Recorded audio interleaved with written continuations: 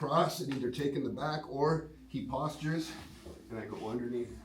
Right. Is that from Thursday? Mm-hmm. Yeah, that was good. All right, so we're gonna warm up, just refreshing on that because it's kind of important to have this dilemma.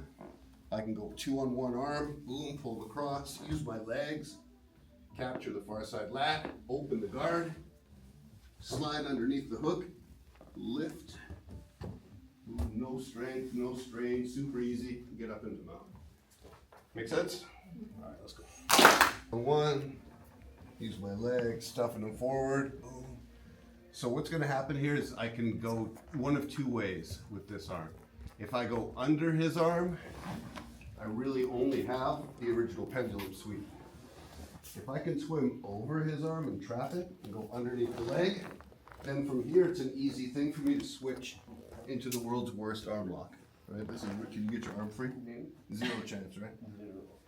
So how we set up, and Connie and Debbie just had the question of, they were getting caught up in the arm. I can't do this and leave the arm up here. Because if he puts that strong on the floor and I can't get underneath this guy anymore. Nothing happens from here. So when I stuff it, I go down here. Straighten my arm and lock it out. Especially if he's wearing a gi, punch the sleeve down here. Now I go over top of his arm and underneath of the leg, get to here. His arm's already trapped. The finish is for me to bring this top leg over top of his head here. Sounds lovely. How come you can't do yoga? You can do that. But this arm is mine now. I can bring this one up and just gently lift my hips or put him all the way down into the armbar. Be very careful with this one because it's a really tight, scary arm lock. I don't think it requires flexibility, to be honest. Here, over top of his arm, underneath of his leg, I have him trapped. I can still choose to sweep him here, but I'm gonna take this and just pop over the head and catch the straight arm bar here. Make sense? Yeah. Anybody need to see it again? Okay, let's go. We were talking about how it's a true dilemma, right? Like he can shut down the sweep, but he's gonna give me the arm bar. He could probably shut down the arm bar, but then he's gonna give me the sweep. He can't base in both directions, right? Chris and Braden found an interesting one too, where the top player was able to start framing here, trying to dive underneath, and instead of that, I have to go here and start playing over plotting game, start attacking the shoulder locks, right? But it probably won't result in a submission, but it could end in a sweep or a scramble where, because I'm in the guard, all I have to do is get on top and I score points or get out of the position. So I guess just as a matter of like terminology and understanding, a sweep is a reversal from the guard. The guard just means my legs are involved. So if I can bring Chris inside, I'm using my legs, I hook him up, boom, that's 2 points for me, plus 4 for the mount. So I score 6 points, right?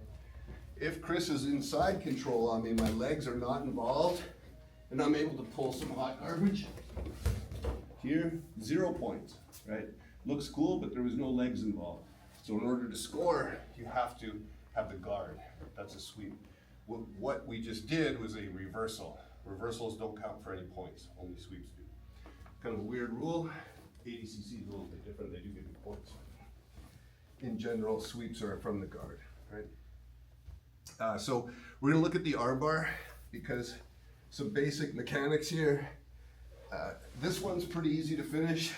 I get here, but a lot of times maybe I can't finish it or he starts escaping and I end up in this spider web or classic juji position where I've got control of his arm. Yeah, he can do all kinds of crazy shit here to defend this. He can make grips, or this is a really solid defense. There's a bunch of stuff that can happen. So just rewind as we come back up. So when I start to push this guy over, first thing I'm gonna do is control the hand. His thumb's gotta be pointing to the ceiling. As soon as his thumb starts going here, when he lands, this guy's already out of this armbar, right? So as early as I can, you just sit down. Yeah.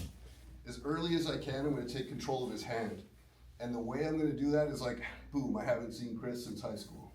Make that grip right there, and I'll control the thumb line. This keeps his thumb pointing to the ceiling. Now when I start putting him down for the arm lock, boom, it comes on. The other thing is my knees. Circle back up here. My knees can't be loose. Right? No arm bar here. If he falls down and my knees are pinched, the arm bar comes on right away. I don't need to start doing like all this kind of stuff. If you do it right and everything's in place, knees are pinched, he starts going down, thumb to the ceiling, he's going to be forced to tap. Number 2, I'm not breaking his arm over my testicles. That's a terrible fulcrum. He's in my hip, and he's in the hip closest to his feet.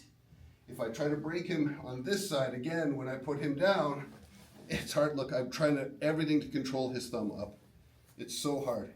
He's gonna be able to hitchhiker as I try to break from here. No problem for Chris, right?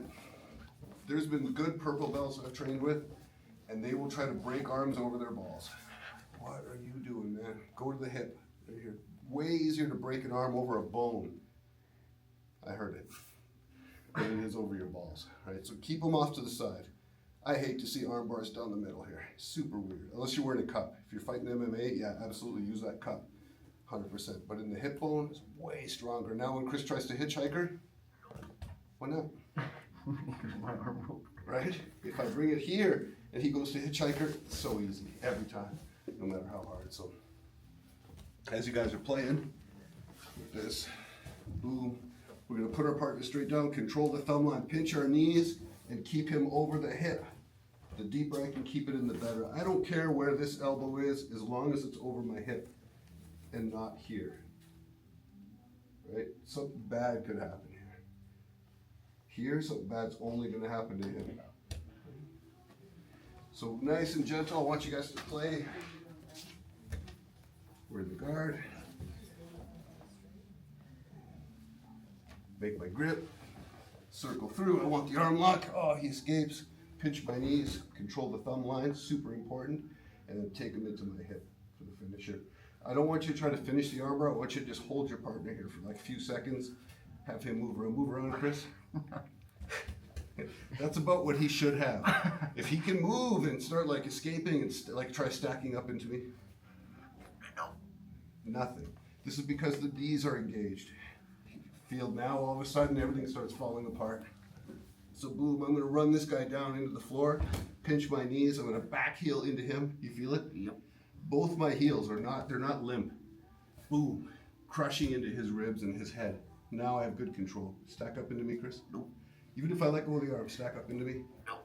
No way. Here, perfect. Make sense? A lot of details, my apologies. 1, 2. I think it's just easier. I'm like trying to figure out how I can magically appear into the armbar. So here, boom, I get into the good one with the arm. Maybe he pulls his arm free. Okay, no big deal. Here, if I keep my foot over top of Chris's back, he's gonna be able to stack into me and make me eat my knees, right? That's his early defense, would be to stack into me. It stops me from extending my hips. Even if I'm here and he's able to crush into me, now he's gonna be able to extract his arm. No matter how good my grip is, he's gonna be able to pull out, and I'm gonna have to start switching into triangles and omoplatas and all that stuff. If we wanna finish the arm lock, small, simple correction. Boom, here. Instead of putting my foot over the back, I put it over the head. Stack up, Chris. That's all I need to do to control this guy's stack and kill his posture. Here, and you guys can test this with your partner, super easy. So right away, I don't want to go too far where his head's just going to pop up. It's got to be just the right place. Boom, try to bonk his head to the floor. This also doubles as a good finish to the arm lock because I can really hammer this guy's face into the mat. Just bah! And as I do so, his arm bar comes on. Even if he tries to flop down,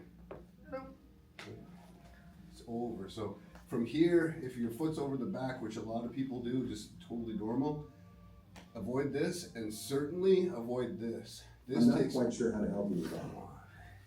This takes all the pressure off of Chris. Mm-hmm. Crossing your legs puts energy towards the ceiling, right?